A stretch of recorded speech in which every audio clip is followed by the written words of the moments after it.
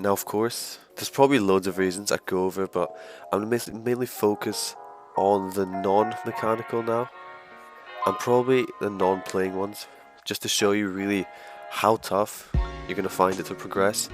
And if you're already finding it tough, then believe me, it only gets harder. But it's not meant to demotivate you, of course.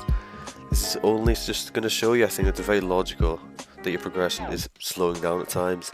And in a way, it's to show that the player base, especially after free-to-play, has absolutely risen, obviously, to oblivion. And as you can see from this tracker network here, or RL tracker basically, the skill rating distribution is clearly very skewed, logically of course, in one direction.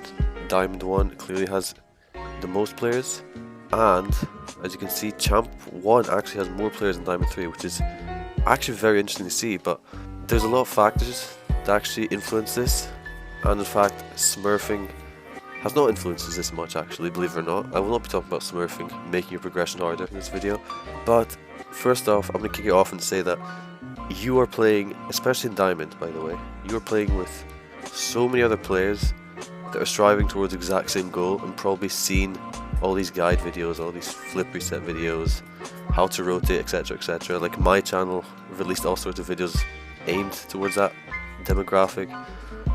And yeah, you know, it's too obvious. You have to admit, it's at some point just becomes a mental thing really. It's about how you're gonna want to play mentally.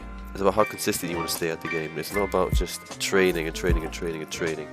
Yes, it plays a big role, but let's be honest here. If you're playing on autopilot with not much motivation, even if you're a grand champ, even if you're a fantastic player, you will not progress any further and you will just plateau. So make sure to actually want to play the game. Don't ever play the game when you're not feeling up to it. There's no point. But anyways, back to the skill rating in the game. It gets skewed sometimes.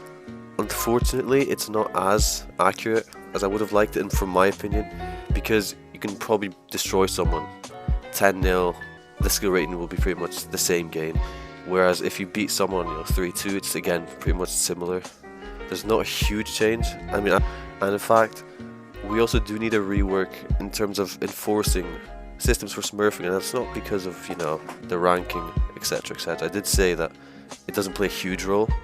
I've looked into it a little more. I've not seen much smurfs in a long while, so we could safely put that, sweep under the carpet for now, at least. But what we can say is that Epic Games should actually try and force this, because the reality is there's always going to be smurfs, of course.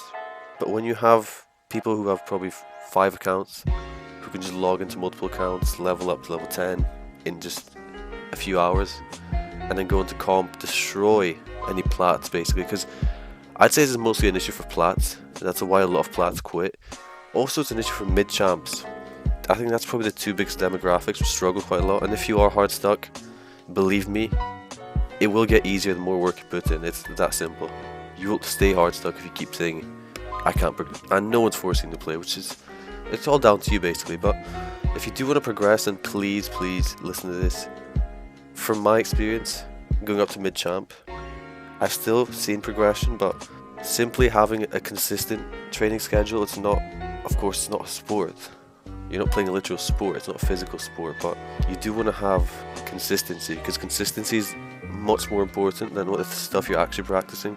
Believe it or not, you can, let's say, practice dribbles consistently though, for a month, you will see a huge increase in that ability. Whereas you could, inconsistently practice dribbling once every 6 days or something. Of course, there's a lot of people complaining, and that's pretty logical. I like to put it down to, of course there's frustration. I like to put it down to that. There's so many people which are frustrated at the game, frustrated at Epic. But I think progression needs to come from consistency. Also practicing the basics. I tried emphasizing in the last video. Probably it wasn't long enough to go over all the basics, but hook shots, of course. You need to know how to do them. Bouncing the ball off the ground and immediately shooting right after, that's what a hook shot is basically. Ceiling shots, basic air dribbles at least to a minimum. It's very practical, and I've shown this in my last videos, but to be honest, let's just put this aside again. Rotations, again, game sense is going to come from you actually scanning the field constantly, looking at the boost, looking at the ball, and look at where your teammates are. Those three. But aside from that, right, it's very easy to chat on about this, but Progression does come from you mostly, but also comes from, unfortunately, other players as well. If the level keeps rising, you'll struggle if you're not rising with the level. If the level is just kind of stagnated and you're progressing fast, then you'll progress as well. So you need to know you're playing against people who have the exact same goals. There's no difference. So just so you know, please, you need to know you're not special. I'm not special when we're playing Rocket League.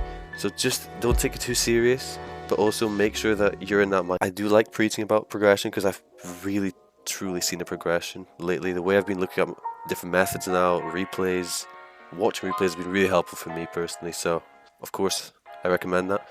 Also just look at the game differently, where I have to look at the ball more, but also look at the boost and manage my boost more. That's something that comes subconsciously as well. The more you sort of think about it actively in training, for example, playing with limited boost in training, it's not just that. There's simply the factors of Epic, I guess. I think some people feel really disheartened that they're playing a game which basically doesn't have as clear of a pathway. Yeah, you know what, it is sad, that's true. I think Epic have kind of choked the chance, you could say, to really establish the game. They could have made clubs a lot better. They could have made club tournaments only. They could have made a trading marketplace, like there's the Steam marketplace, you know, for games like CSGO. They could have done that for trading. Instead, they actually just removed the only thing they had going for them, maybe, if they worked on it. Let's just say, obviously, it sucks. But anyways, we move on. What does Epic have planned? Epic have planned... This is a video trying to be aimed at the sort of casual slash sort of competitive, not really ultra competitive. I'm trying to say, simply, you are not progressing because of the way you think and your mindset, not even mechanics. It's not mechanics. It rarely is mechanics. Unless your mechanics are literal gold level, it does not matter. I play with diamond to plat 3 level mechanics, and believe me, I'm doing fine in champ. I'm not gonna brag about it. I'm not doing amazing, but I'm doing fine. I'm holding my own, you could say, some mid champ games, sometimes not, but I have progressed pretty fast in my experience. Obviously from playing the game a lot. I mean, come on, you have to put in hours, like with everything. But you know what, enough of that talk. I do also want to say a very massive thank you. We have hit 200 pretty recently.